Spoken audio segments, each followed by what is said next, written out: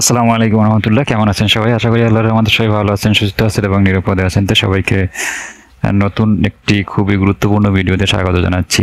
তো ভিডিওটা অত্যন্ত গুরুত্বপূর্ণ, বিশেষ করে যে সকল ভাইরা আর কি 18তম শিক্ষক নিবন্ধন পরীক্ষায় উত্তীর্ণ হতে পারেননি এবং যারা আন্দোলন করছেন তাদের সবার জন্য খুবই গুরুত্বপূর্ণ। তাই সবার কাছে রিকোয়েস্ট, সম্পূর্ণ ভিডিওটা দেখবেন। আর যারা চ্যানেলে নতুন, প্লিজ চ্যানেলটি সাবস্ক্রাইব করে পাশে বেল আইকনে ক্লিক করে দিবেন।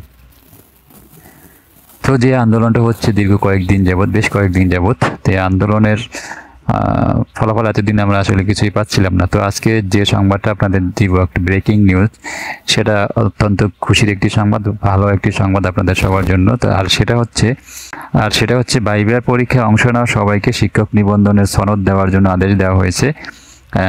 এই খবরটা কিছুক্ষণ আগে আসছে বিভিন্ন পত্রিকায়, যে এরকম একটা সংবাদ যে ভাইভায় যে সকল নিবন্ধনধারীরা বা যারা ভাইভা পরীক্ষায় যারা অংশগ্রহণ করছেন প্রত্যেকে সনদ দেওয়ার জন্য নির্দেশ দেওয়া হয়েছে। আর এই নির্দেশটা দেওয়া হয়েছে আদালত থেকে।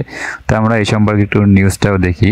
দৈনিক শিক্ষায় নিউজটা হচ্ছে আজকে 1টার দিকে, যে ভাইভায় অংশ নেওয়া সবাইকে শিক্ষক নিবন্ধন সনদ দেওয়ার আদেশ।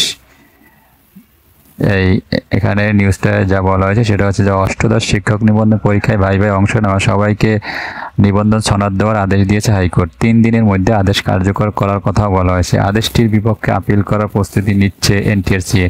একাধিক গ্রুপে বিভক্ত হয়ে তারা রিট আবেদন করেছেন।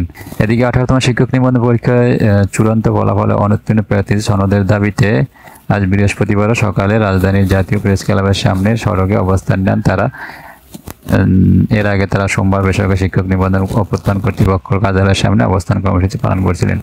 তো এগুলো আমরা সবাই জানি। তো এখন মূল যে বিষয় বা খুবই গুরুত্বপূর্ণ যে সংবাদ, সেটা হচ্ছে যে আদালতে এই সম্পর্কে রিট করা হয়েছে।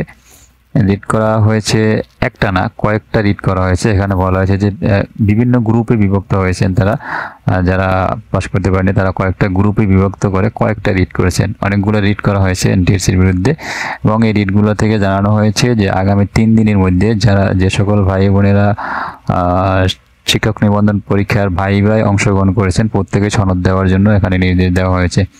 তো এর বিরুদ্ধে আবার আপিল করার সিদ্ধান্ত নিয়েছে এনটিআরসি। এখন কখন তারা আপিল করে বা তারপরে কি হয় এটা হচ্ছে দেখার বিষয়। তবে এটা কী হবে সেটা তো বলা যায় না। তবে এই কার্যক্রমটা হওয়ার কারণে হয়তো এনটিআরসির পরবর্তী কার্যক্রম বা পরবর্তী যে ইয়েগুলো আছে সেখানে কিছুটা বাধাগ্রস্ত হবে, বা এই রিটের কারণে যারা আন্দোলন করছেন তাদের ভাগ্যটা খুলে যেতে পারে, এমনটাও হতে পারে। তো যাই হোক, আমরা আছি আপনাদের সাথে, যে আপডেটগুলো আসবে আপনাদের জানিয়ে দিব। আজকের মতো এই পর্যন্তই। সবাই ভালো থাকেন, সুস্থ থাকেন এবং সবার জন্য শুভকামনা থাকলো। আর ভিডিওটা বেশি বেশি শেয়ার করে দেবেন সবাই, এই প্রত্যাশা করছি। আল্লাহ হাফেজ।